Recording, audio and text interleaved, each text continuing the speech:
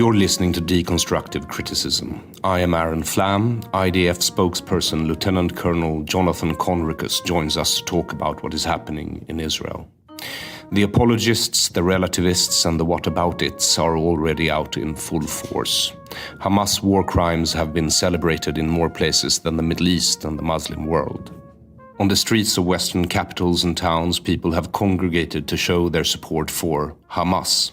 It is not only in Swedish cities and towns that celebrations have taken place. In London, Berlin, Amsterdam, Barcelona, New York, and so on, sympathizers have been chanting what they always chant, variations on calls for eradication of the Jewish state of Israel. While Israel is still counting its dead, outside the Opera House in Sydney, a crowd chanted, "Gas all the Jews." Not Israelis, Jews, all of them. It is despicable, but no surprise. This is what the left in the free world has always supported, and in all but lip service still do. Sweden, as I've stated before, has given most per capita to the Palestinian cause in the world. Margot Wallström, the moral vortex that was previously Sweden's Minister of Foreign Affairs and part of the first and only Western government that has acknowledged the contested areas in Israel as a Palestinian state, gives an interview in Swedish daily Svenska Dagbladet that shows a level of intellectual ineptitude that should disqualify her from any future jobs, regardless of level of complexity, as was always the case with her. In the interview, she blames Israel for sabotaging peace initiatives and maintains that acknowledging Palestinian statehood was the right thing to do at the time, but, and I quote, that there has always been a very weak leadership and a lack of will to reform and cooperate.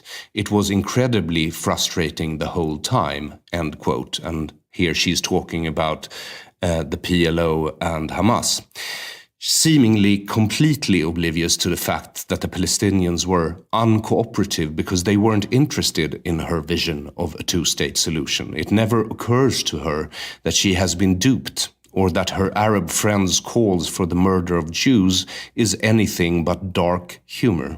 This is what it looks like when the enemies of the Jewish people get to do what they are always saying they want to do. The murder of civilians, the rapes, the tortures, the burnings, the murder of infants, it is all permissible according to Hamas rules of engagement. What some politicians, journalists, and intellectuals call Palestinian right to self-defense. The European left, and the Swedish left more than anyone, not least because of Sweden's long-standing tradition of neutrality, has always claimed that they don't take sides. Neutrality in the face of evil is always an, at least implicit, support for evil.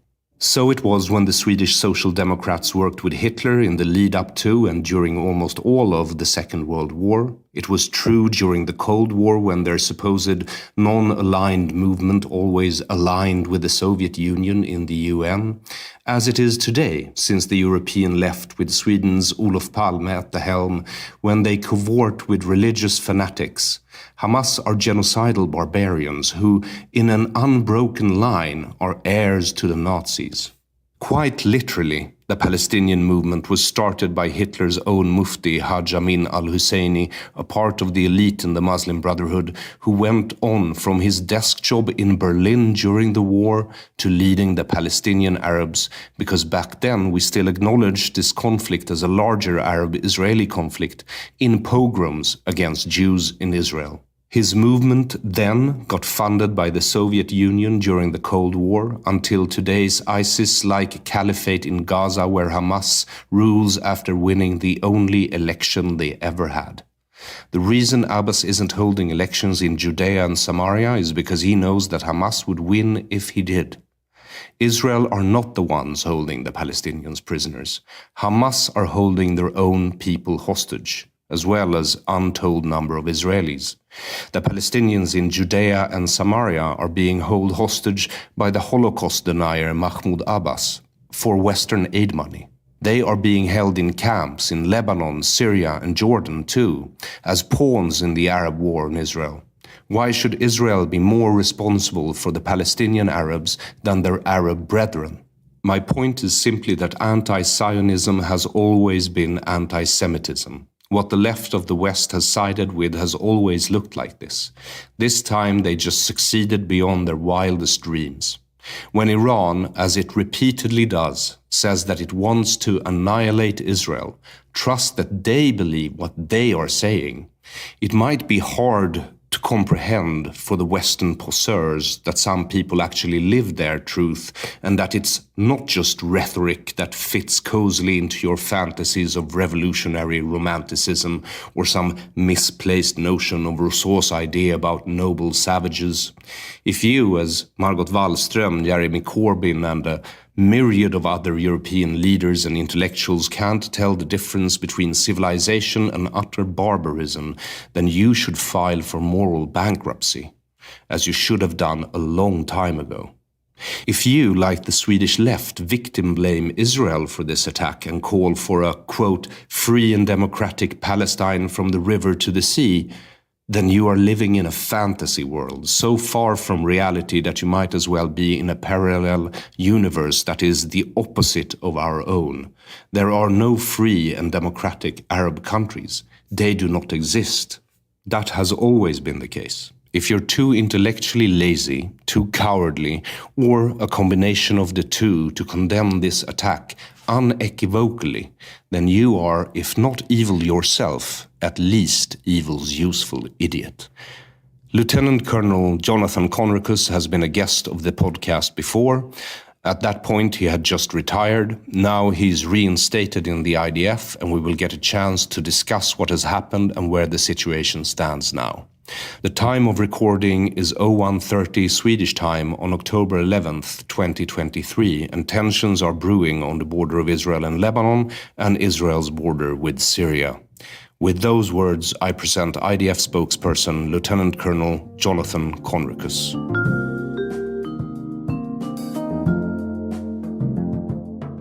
Hello, Jonathan. How are you doing? Are we doing this in Swedish or are we doing it in English?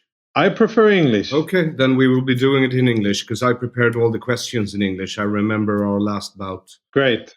Yes, you are reinstated as Lieutenant Colonel in the Israeli army as a spokesperson. Yep. I wish I could talk to you under better circumstances. My heart goes out to you truly, Jonathan, and to all of Israel in this moment. Thank you.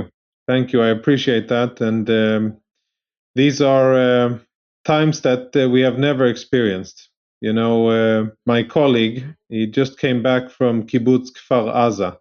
It's a small community just along the border with Gaza, full of very nice and gentle people who are, you know, peace lovers and people who believe in coexistence and have had friends in Gaza that they made years ago. And the kibbutz has been, I don't know if you can still call it the kibbutz, because all of the houses have been torched. Everything is burnt and looted in the kibbutz. There are bodies everywhere, on the street, outside of the houses, inside of the houses. There's blood. There are mutilated bodies. And it's just scenes that, you know, a general who was there, he said, the only historical reference that I have of this is pogroms and things that happened during the Holocaust.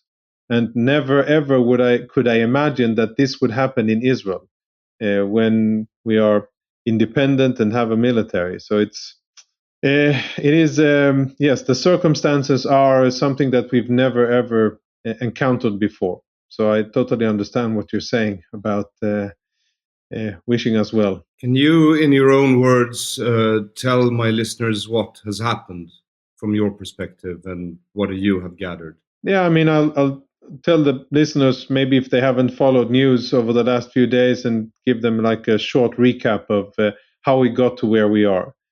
So we're almost 4 days. Today is the 11th, and we're almost 4 days of fighting. Started early morning hours, around 6:30 in the morning on Saturday, Shabbat, which was also a Jewish holiday, Simchat Torah.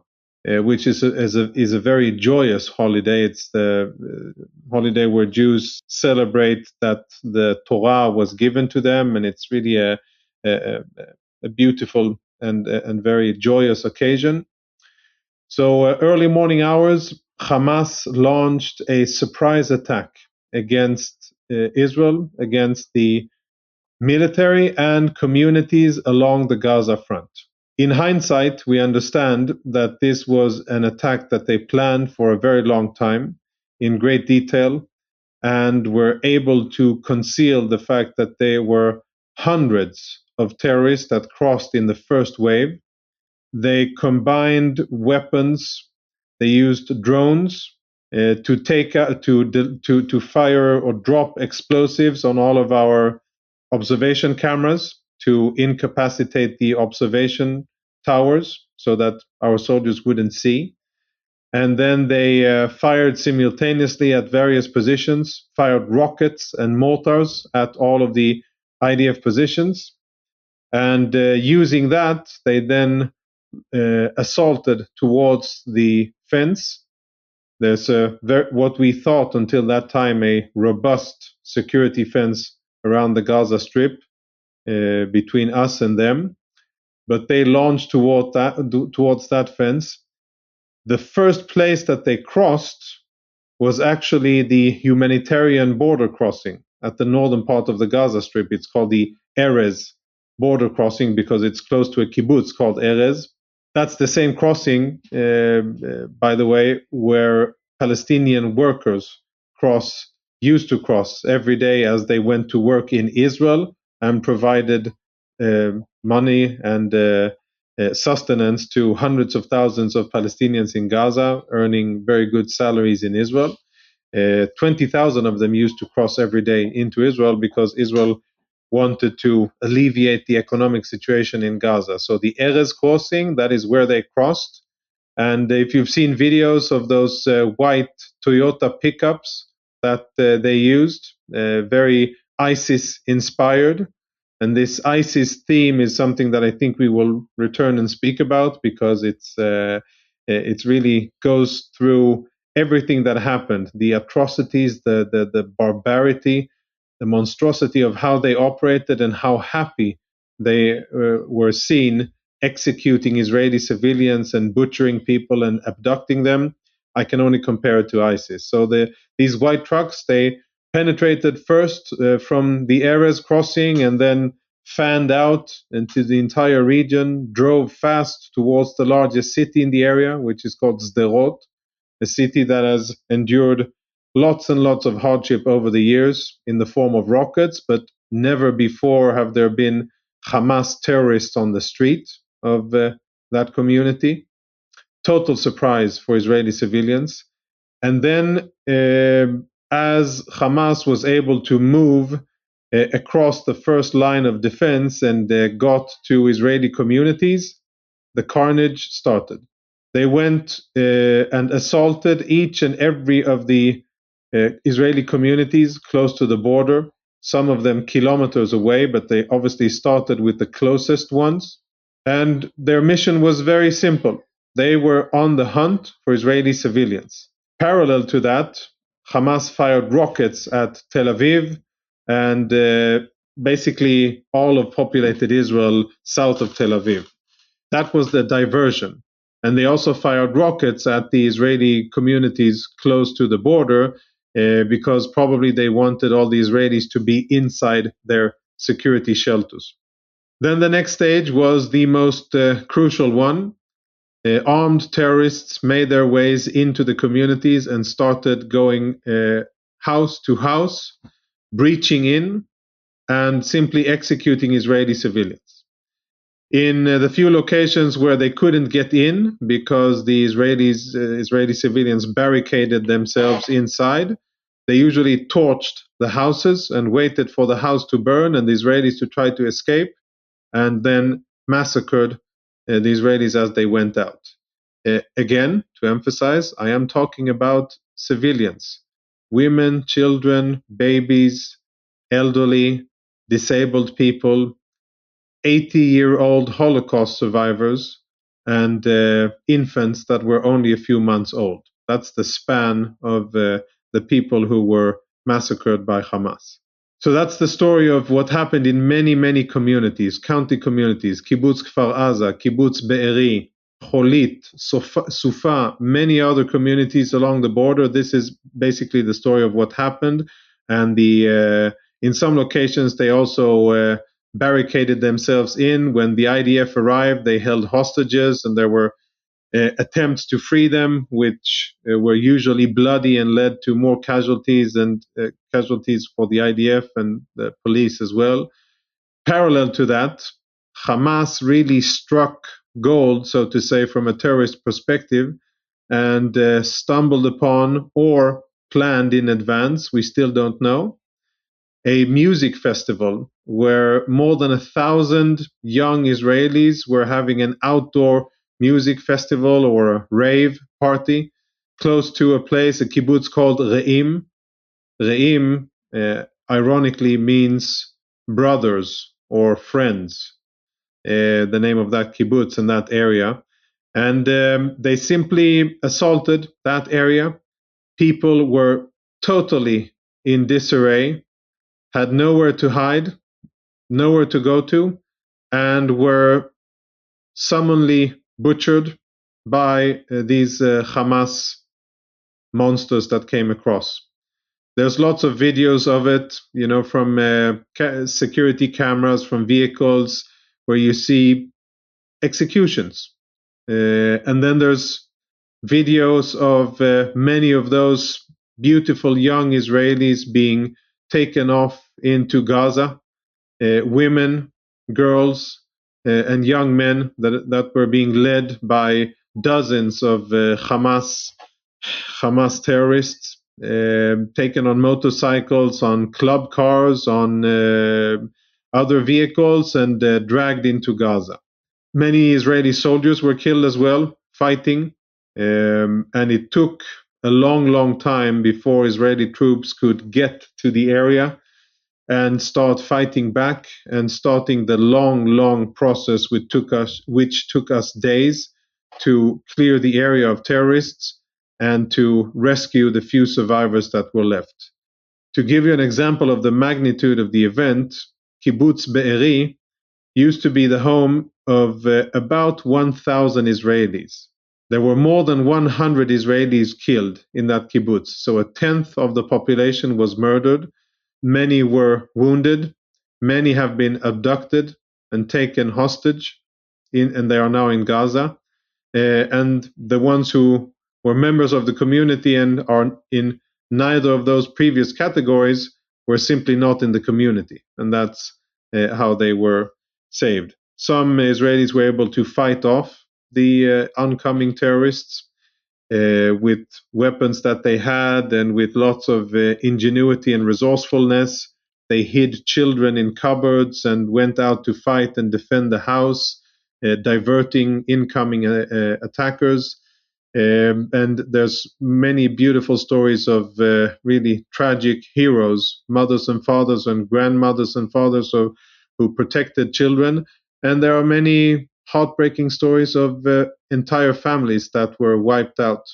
I've seen pictures of a beautiful Israeli family of 5, a mother, a father, and three children who were massacred in their house.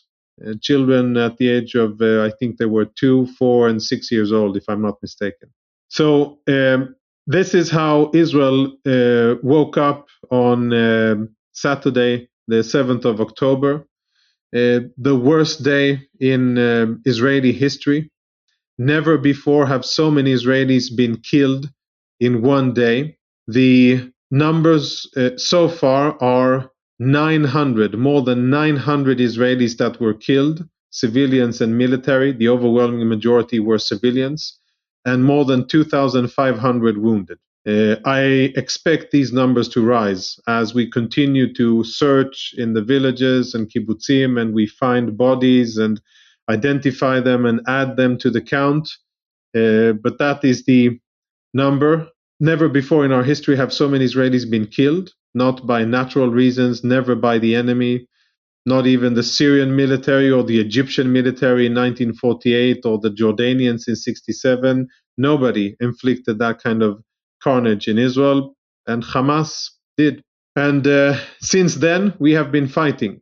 The first mission has been to clear southern Israel of terrorists that had infiltrated into our communities and were hiding between the communities and waiting for an opportunity to kill civilians.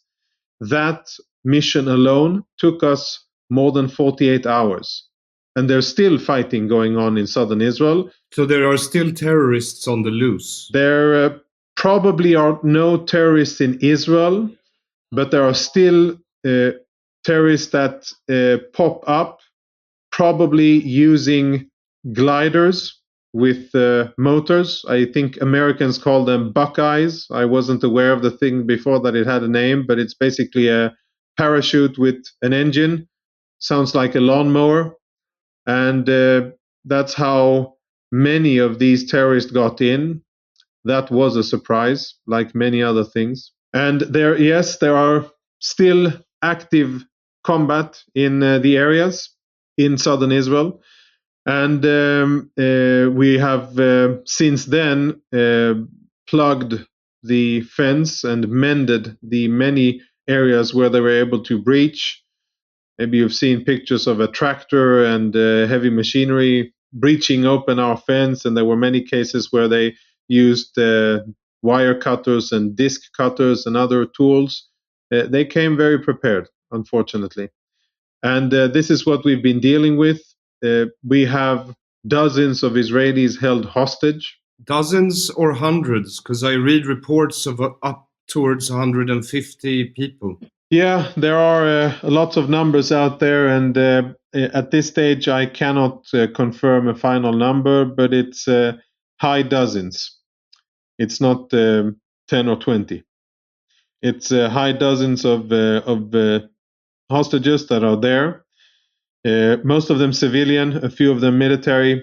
Most of them crossed into Gaza alive. We don't know their situation now.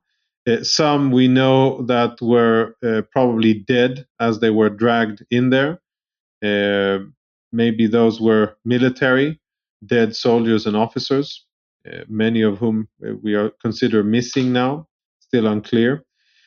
And that is the extremely complex situation that we find ourselves in. There are dual nationals. Many of these Israelis are also, there's Americans, Brits, French, Australians, Canadians, Brazilians, Ukrainians, and from many other countries, Argentinians, many other countries. So this isn't an issue that touches Israel only, but this is really an international crisis and an atrocity against the entire community and the entire free world. And what's happened since, and I'll speed things up a bit, is that we have started to strike Hamas. I'll say a word about rockets before that. Hamas has fired almost 5,000 rockets at Israel since early Saturday morning, which is a very high number in comparison to other conflicts before. The Iron Dome has been very effective and has saved again countless lives. The overwhelming of the majority of our dead and wounded are from executions by Hamas terrorists from close range. Since then, what we have done is mobilize reserves. We now have about 300,000 reserve soldiers in the south, from infantry, artillery, armor, combat intelligence, and combat engineers units that are preparing for their tasks, and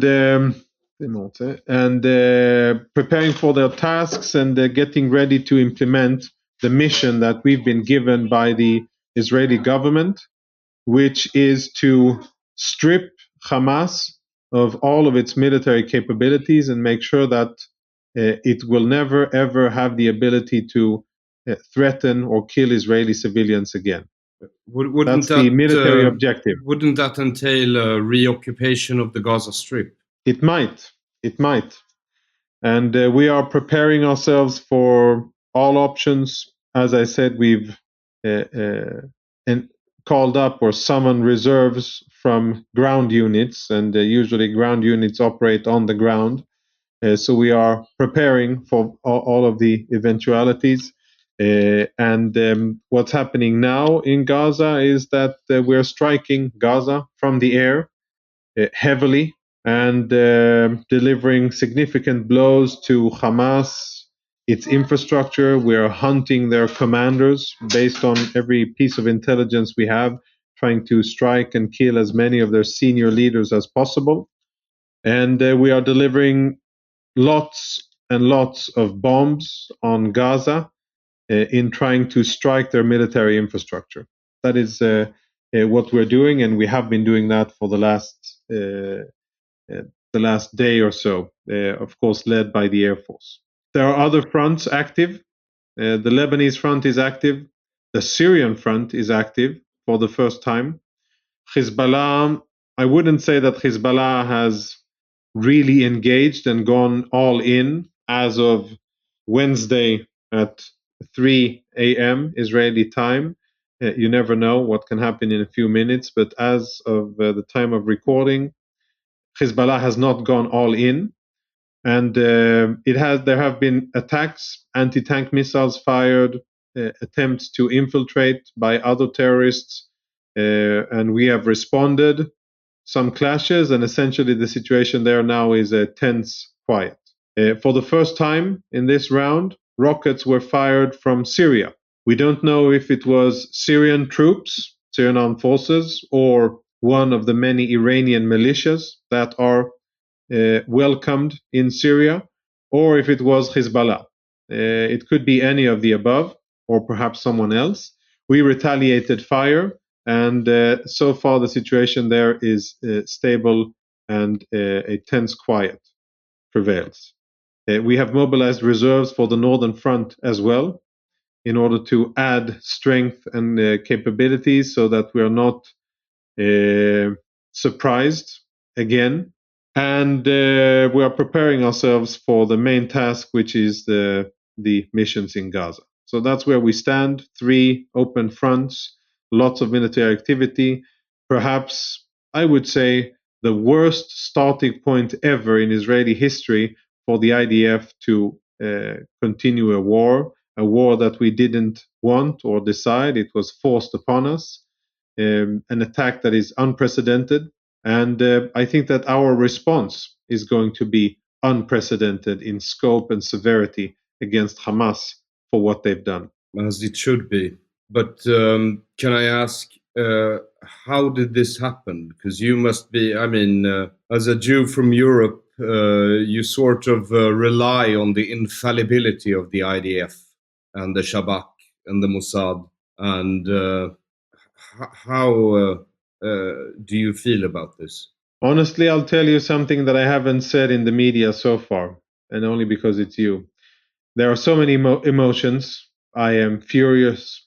I am extremely sad. I am appalled by these attacks, but I'm also ashamed. I am very, very sad of how things unfolded and how the IDF failed its citizens.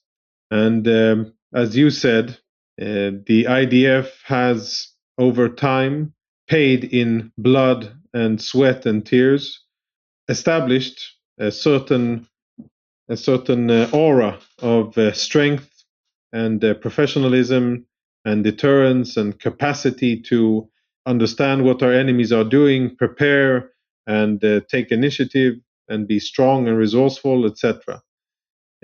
What happened in around Gaza on the 7th of October is of strategic magnitude, and the repercussions of this attack will affect Israel for a long, long time. Israel and the surroundings. There are very, very difficult questions that are being asked. The IDF, the Shabak, police, some extent Mossad, the government, the Ministry of Defense, the Prime Minister. These are very difficult questions. They will have to be answered after a long, hard, thorough process of soul searching and what we call in military language after action review. And at the end of it, hopefully, the IDF will give answers to the Israeli public and say what went wrong, how it went wrong, and most importantly, how it won't happen again. It's on everybody's minds, but it's not the focus of what we're doing now. Israelis are totally right and entitled to get answers, but the answers won't be given now. They will be given when the last bullet is fired and when the last Hamas terrorist is either killed or surrendered, and we will have completed our mission of stripping Hamas from its military capabilities. I understand. Is the West Bank calm now, or is there another intifada brewing there as well? I don't think Judea and Samaria is ever calm. I've never remembered it to be a calm situation. It is volatile. There have been events this night as well. There have been attempts of terrorists in Jenin to strike Israeli civilian and military targets in the surroundings. There have been many calls by Hamas, really an intense media effort to call on their so-called brothers in Judea and Samaria to take to the streets, to assault Israeli communities, to butcher Israelis wherever they can find them, etc., etc. So far, that has not materialized. We have preempted many of those events with a strong presence on the ground. But we're also very much aware of the fact that this is a dynamic situation and it can change. So we'll see. Currently, it is stable.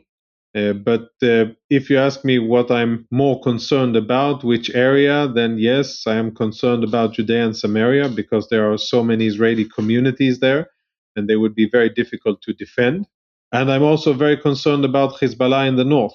There are communities along the border, and Hezbollah is by far the most powerful Iranian proxy that exists. It has almost state-like capabilities in terms of military, and they have an arsenal that is far larger than the one that Hamas possessed, and they have more fighters and ability to fight. So that's the concern, and what we're focusing on now is making sure that Hezbollah doesn't feel this to be a good opportunity to join the fighting. I have a few minutes left, Aaron, and then I have to move on. I understand, and I have so many questions. I get reports that Iran was directly involved in this atrocity, and I've seen videos where Hamas militants in balaclavas are speaking what appears to be Farsi. Have you seen anything to this effect? Yeah, I'll just say before I unfortunately have to leave you, I would like to stay further and talk. And I appreciate the audience that you give me here, but I would say that we don't have confirmation of mission command here, Iranian mission command, but we do have. It's clear for everyone that neither Hamas nor the Islamic Jihad would be able to do anything of what they did had it not been for Iranian money, weapons, and training and supplies and guidance that they've received. So less relevant if Iran controlled the operation or not, because the blood is on Iranian hands anyhow. I really hope that this, when people hear this, they understand that Israel didn't want this war. We didn't start it. And once the pictures coming out of Gaza will start to become very difficult, and the usual criticism will be leveled at Israel, remember how this started. It started with atrocities against Israel, with our civilians butchered and taken captive. And what we are doing is only defending ourselves. And I hope that people will remember that as they are bombarded with media images of difficulties in Israel. Aaron, I have to leave. Thank you very much, and I wish you all the best. Thank you for participating. Lehitraot and Am Yisrael Chai. Thank you. Bye.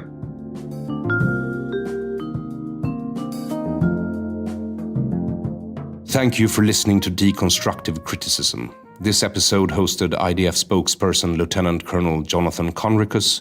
I didn't have time for all my questions, but I'm grateful for the time I got, and I hope to speak with Jonathan again. Follow IDF on Instagram for more information in real time. And as Lieutenant Colonel Conricus just said, when the pictures released by Hamas of their dead now start spreading in Western media, that this blood is also their doing.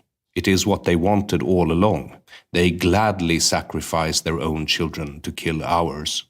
If you want to help support the IDF, you will find a link to Friends of IDF where you can make donations on my webpage aronflam.com in the description of this episode. I am Aron Flam. Until next, have a good unit of time.